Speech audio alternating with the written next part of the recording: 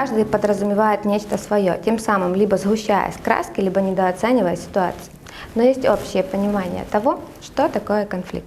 Это отсутствие согласия между его участниками, противоречие сторон, где каждая преследует свои интересы. Основные мифы о конфликте. Конфликт – это всегда плохо. На самом деле это не так, и вот почему. Можно услышать другие мнения и точки зрения. Второе. Увидеть своего оппонента с другой стороны. В конфликте люди часто используют дополнительный ресурс, чтобы доказать свою точку зрения, а это повышает общую продуктивность.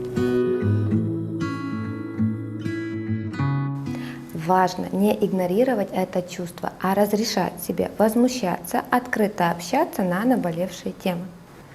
Взаимодействовать с другим, не прячась, не избегая, а открыто рассказывать свои мысли, чувства, раздумья, связанные с ситуацией, в которой вы оказались.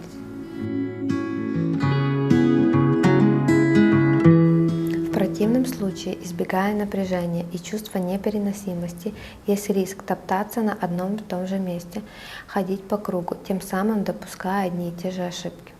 Тем самым тратя энергию на ненужные действия и способствуя накоплению недовольства, что в свою очередь может вылиться в деструктивное протекание конфликта. Всегда пытаться ставить себя на место другого, руководителя или подчиненного, пытаясь понять, зачем он или она предпринимает такие действия. Попытаться отстраниться и посмотреть на ситуацию со стороны, занимая так называемую метапозицию. Возможно, вы будете менее эмоционально вовлечены и сможете увидеть в ситуации что-то новое.